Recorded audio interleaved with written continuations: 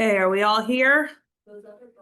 All right, well, we can go ahead and get started. Thank you everyone for joining today. I'm happy to introduce Evergreen Community of Johnson County, who is going to be sharing on the power of rest and talk about the importance of sleep hygiene for residents. So thank you for being here. Take it away. All right. Hi. My name's Patricia. I'll be one of the presenters. I'm one of the life coaches here, or a social worker. I'm Christine. I'm one of the nurse managers. I'm also the care plan coordinator. I'm Lacey. I'm one of the life coaches here. I'm Lori. I'm the quality assurance nurse and one of the nurse managers. And then we have Charlotte here. She's just our executive director, but she's not presenting. It's just going to be us. So I think Lori's gonna go first. So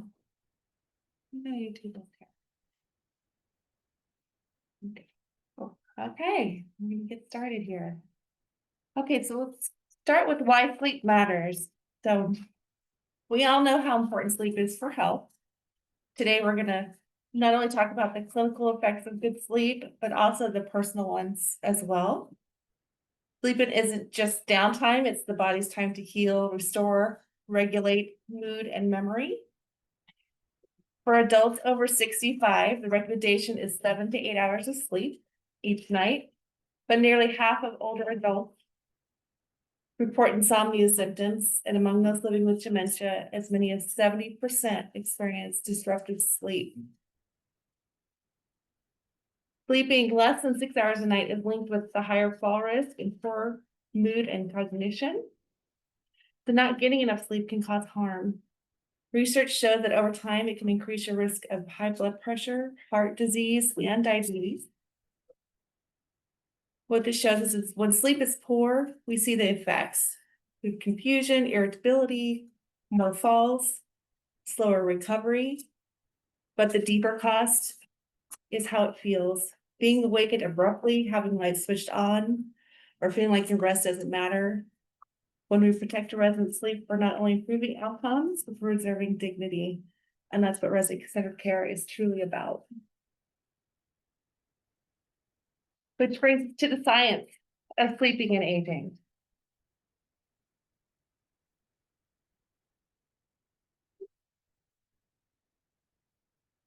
As people age, the structure of sleep changes.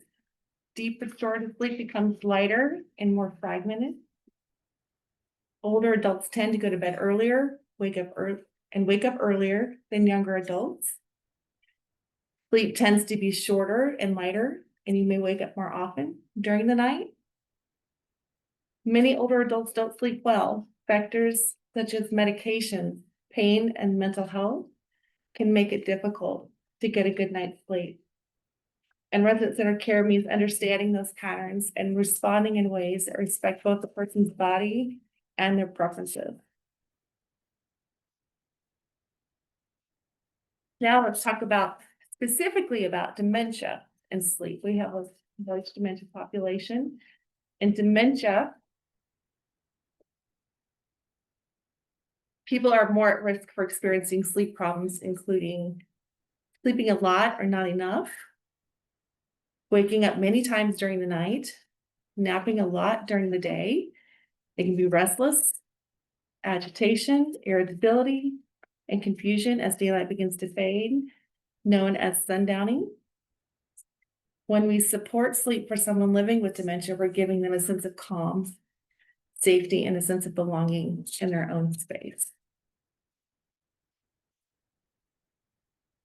So how we honor sleep routines. What if instead of everybody getting up at the same time, what if people slept until they woke up naturally? Maybe that may be that they wake up at 5 o'clock in the morning naturally. I think they're kind of nutso, but 10 o'clock is good. What if people preferred to be awake much of the night? Maybe they worked at night, and so their routine their body clock is up at night, or they've always been a night person and they like to sleep in and then stay up late. Or they sleep during the day. What about how do we gather that information? So for us here at Evergreen, we are very person-centered in our approach to every thing that we do here. And we have what's called an on-site form that we take, and when somebody wants to move in here, we go and we visit them. And we try, and a nurse and the social worker or life coach goes out and visits the person before they move in, and we gather this information. The nurse will gather nursing type information, and then we gather as much information about that person before they move in, so that we can anticipate their needs and their wants and their preferences before they move in. So we gather it from the resident themselves, that sometimes when they're unable, we get it from the staff that, or if they live in another community, or their family. We find out their normal waking times, and or their do they take naps? When do they go to bed? Do they stay up late and watch TV? Do they watch TV until they fall asleep? Those kinds of things that we, do they keep the lights on? Do they turn them off at night? Do they have their TV on all night long? Do they use a night light? We have motion censored night lights here. So we find out all that information ahead of time. Now, mind you, sometimes that stuff changes when somebody's living at home by themselves, or maybe in assisted living and have to come to long-term care. Their routine changes. It can change even years after living here. Maybe they used to be a morning person, and then they tend to get, sleep in later now. So we adjust as we go along. But we try and use that information and have it right when they move in, for our staff to know ahead of time what the new person is gonna appreciate. Do they want to be woken up at 5 a.m. every morning? Then we'll do that for them. We also use that information to kind of place them, if we have the option, in a room with a similar roommate. Maybe they both like to wake up early, or they both like to sleep in late, or somebody that's not gonna be bothered by having the TV on all night long. So we try and use that same information for that kind of stuff, to be more real person-centered. Along with that, the environment does make a difference. Oh, sorry. Thank you, Laura. One of the first one, light, temperature, noise reduction. For examples of that, what we do here, we have neck lights for the nursing staff, so they don't have to go in and turn on the overhead lights at night, so as not to disturb roommates. We have night lights, motion sensors, like Patricia mentioned. We ask them, do they prefer to have their doors open or closed? We also have headsets for those that may like to stay up later and watch TV. We encourage wearing headsets so as not to disturb your roommate. Comfortable bedding and familiar items. I know for my sleeping purposes, I like to have my drink and my fan close by. We definitely promote that. Residents can use their own beds. If families want to purchase their own beds for them, they can. Some like to have the toppers. We encourage, bringing in their own blankets, sheets, and pillows. I mean, our pillows and stuff are nice here, but they're not home pillows. So definitely encourage that. And changing them into night gowns, pajama sets. We actually have a resident here who prefers to just sleep in his daytime clothes, if you will. So we honor their preferences on that too. use of blackout curtains, white noise, fans or sound machines, and aromatherapy. We do have sound machines here. I personally like the Ocean. We have aromatherapy. Definitely encourage that. And then the lavender spray on the pillow is a nice touch. So, does anybody have any questions so far? Okay, we'll move on.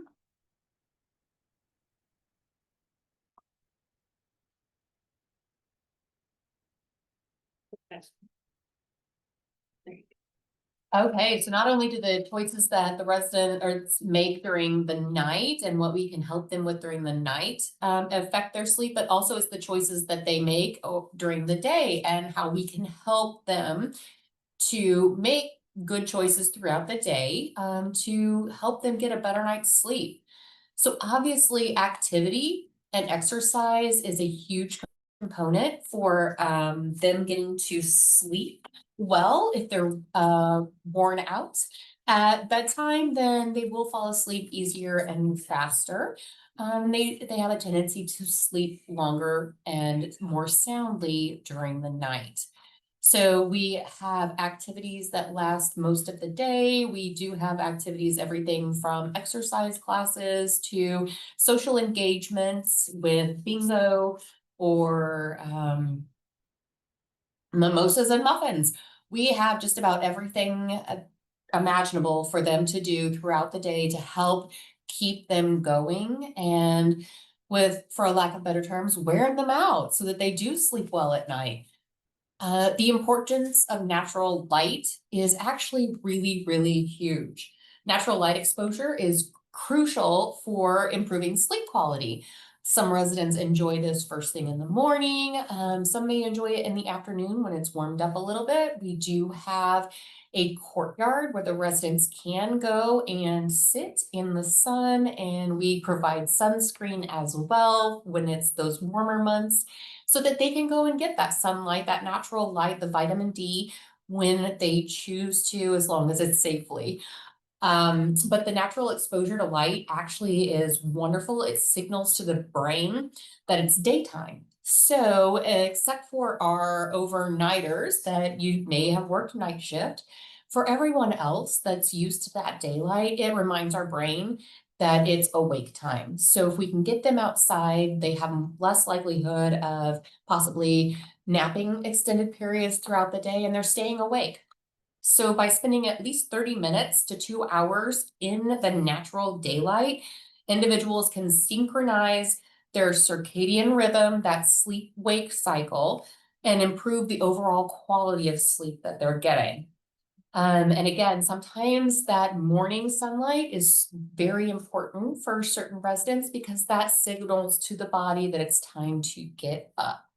Again, obviously not a great option for our night owls that stayed up all night, but for the rest of the individuals, the importance of natural sunlight and opening the curtains and letting them feel the actual sun rays and seeing the light outside is very, very important. And if they're able to get outside to do it, that's even better.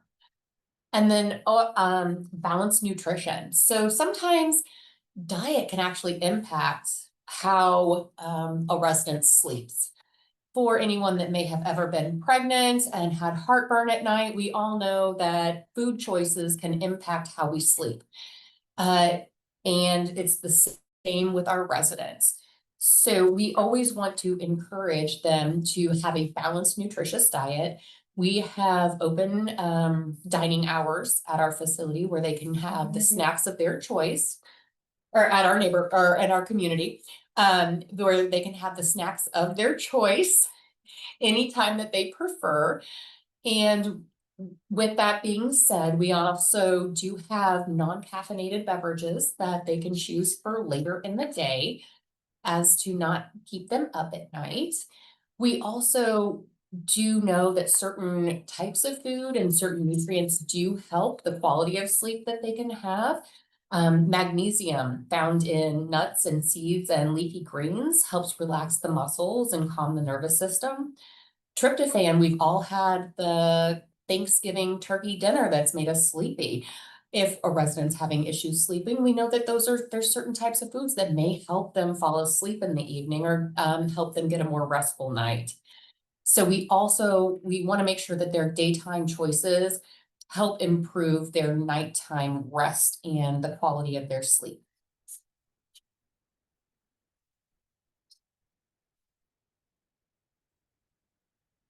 Okay, so the role of the team and the caregivers, one of important thing is observation.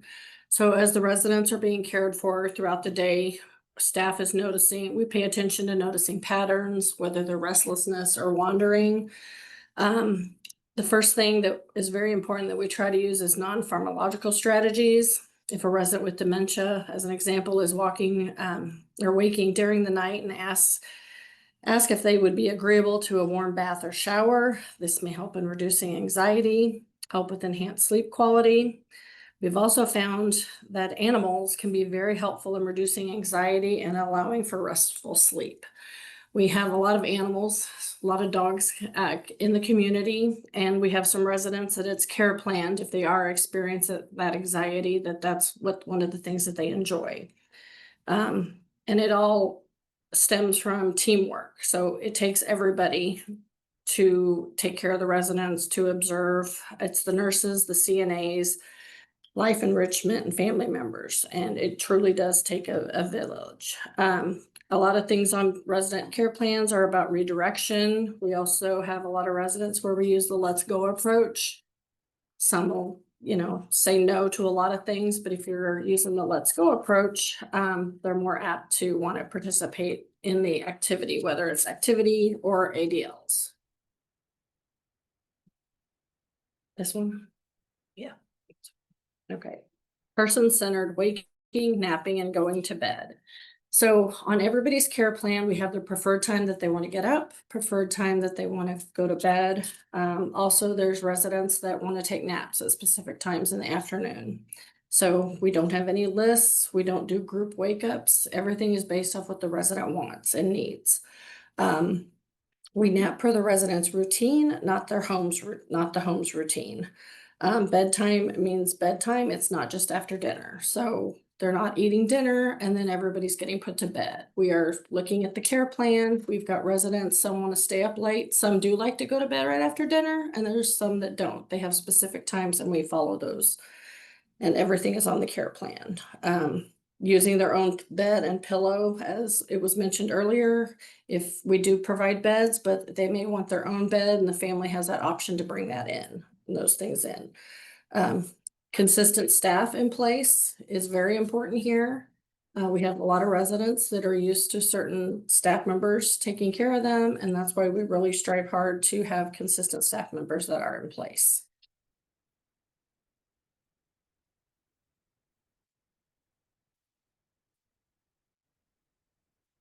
So sleep, it should be restful and undisturbed. We strive very hard to provide resident care based on their preferred bedtime routines. We individualize their night care. We do not implement for across the board every 2 hour checking changes, as it might be called. We don't do that. What we do is we assess each resident individually to monitor and determine their voiding patterns and their skin tolerance so that we can ensure that they sleep soundly and comfortably for the longest period of time that we can allow safely for them. We have a wonderful device, our smart identify system, which is lovingly a smart brief, which it can be used to detect electronically the amount of voiding that residents have at specific times throughout the day. And it allows us to be much more specific on when the residents are voiding so that bowel and bladder diary can be accurate and that we're not waking them up for unnecessary reasons throughout the night. Allowing them to sleep for as long as possible and get that good restful sleep without interruptions. Again, I know that Lacey mentioned earlier, the nurses and our care partners do have neck lights so that we don't go in and turn in all of the lights in the resident apartment to check on them. It's individualized so that we do not have to disturb them, or we disturb them as little as possible when providing incontinence care. We also don't wake the residents up to give them medications unless they have specifically asked for it. Just like at home, if they were to sleep in until 9 or 10 in the morning, we want to provide that for them here. This is their home. So that means that morning meds may be pushed back a little bit to when they do wake up. And that is what is important for the resident so that they do get the sleep that they deserve and that they need without continually being disturbed throughout the night. We always try to keep the hallways dim and the hallways and our staff quiet. I am the perfect person to not work nights, as I came in sometimes early mornings. The residents were nice enough to remind me that I was loud. So we are very diligent to put the right staff in the right positions, and those overnight staff really are wonderful about keeping their voices down and keeping everything dim and calm during the evening so that the residents aren't disturbed. Hey, so we've heard a lot of practical tools throughout this presentation. So here's just a recap of some things you can do. By creating a sleep hygiene checklist for each resident, to be thinking about what are their long health rituals that make them mentally prepared to go to sleep. What was their routine in their home before moving into our community? Simple things that we are already doing, assisting the resident to brush their teeth, wash their face, making sure their breath is dry, that they have their comfy pajamas on. We keep the hallway lights low, our voices down, offer comforting bedtime routines, such as a weighted blanket, lavender scent, lotion, aromatherapy, playing soft music. Perhaps they want a snack. I know we have some residents that like to get up at night and have a snack and a drink, and then they go back to sleep. And just as a reminder, these small adjustments do make big improvements in the residents' quality of life. At the heart of it, sleep is not just a clinical need, it is a human need. When we make room for residents to rest according to their own rhythms, their own schedule, we're not just providing care, we're creating a home, and supporting sleep is supporting their dignity.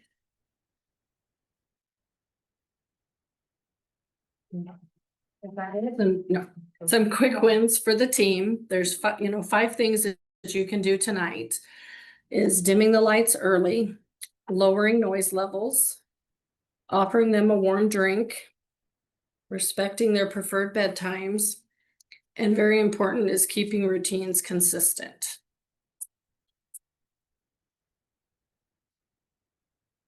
Do you guys have any questions or concern or issues, anything that we can assist with? So we did have some questions in the chat. Someone had asked what type of smart briefs that you are using. It's called the TENA identifier. And they're the regular briefs, and it's called a logger that's attached to the front of it. And so the residents or the employees just change their briefs based off their current toileting schedule. And every time they urinate, it will log how much they've urinated. It will also show how often they're being changed. And it just gives us a better, because the briefs hold a certain amount, a percentage, so it gives us a better idea of creating a better toileting schedule for them. So they're not staying wet and they're being changed appropriately but not too often. Do you guys want to talk more about how you schedule medications and how you work with residents to determine that med pass schedule at night? And then do you want to talk kind of a little bit about how you educate staff on that schedule? As far as medications, because we work with the residents in their routine, we also work with the providers as well as far as what their preference is, so we can schedule those within that time frame that they're awake. We educate the staff on that. They let the nurse know if they are sleeping, if it's they're napping at the time they go into administer. Our CMEs will let the nurses know, so we can address that on a case by case basis on the medications with the provider. Some of our residents have, most of them, we don't want to bother them when they're in activities. But some of them want to be interrupted, and that is put in their care plan, that if it's okay to give them meds, during an activity, if they're outside of their room, or if they're in the dining room, we try not to give them their medication in the dining room unless it's care planned, that's what they want. So those times are adjusted according based off that. Great. Does anyone else have any questions? Feel free to send them in the chat, or you can unmute and ask yourself if you would like.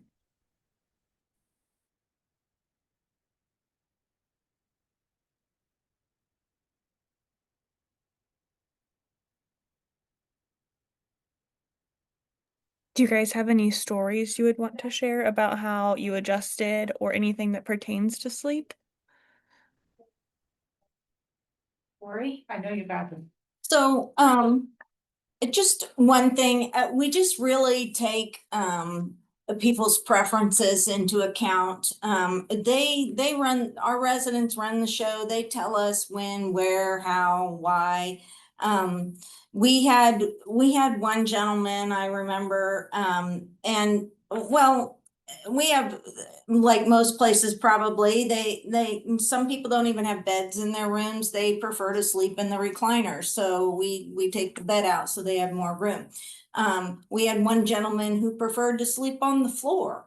So it was a little difficult for our staff, but we made that work and put a mattress on the floor, and that's how he slept. And so we just always want to make it more comfortable and home-like. Like Lacey said, we really strive here to make things like it was at home. She has to have her drink, so we make sure, and preferred drink, not just water. I gotta have my Diet Coke next to my bedside, so we take that into account. We don't just say, okay, you gotta have water.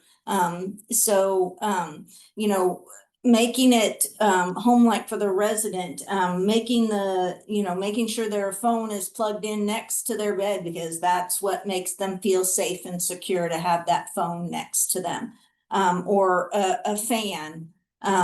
Some people gotta have the fan on, constantly blowing on them. So we really do strive here to make what the resident wants is what they get.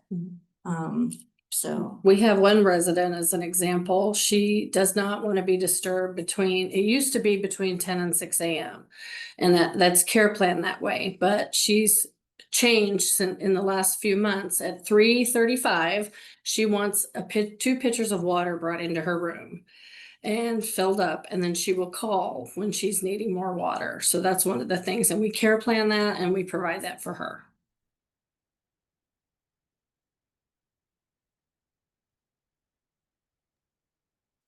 it's really just about making the residents as safe and comfortable as possible, so that they can get good sleep whenever they want it. If they want to take a longer nap and stay up later, then we make sure we shut the door halfway or shut it all the way, or what have you, whatever they prefer, so that they can make their own decisions and have that self-determination to do that.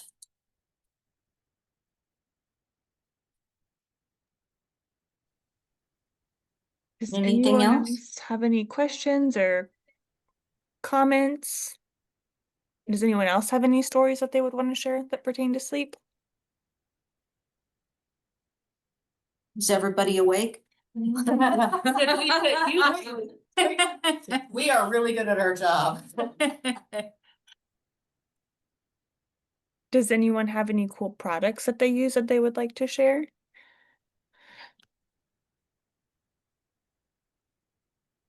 Lacey, if you'd like, I can send you information on the Smart Identify briefs that we use that help us really drill down and have really resident-centered care plans. I do want to add, I'm not a nurse, but I do want to add on that smart brief that they put what is it, an Amazon or a Oh, we put an air tag. air tag on it because, you know, that thing's expensive and, you know, you don't want to throw it out brief, so. Right.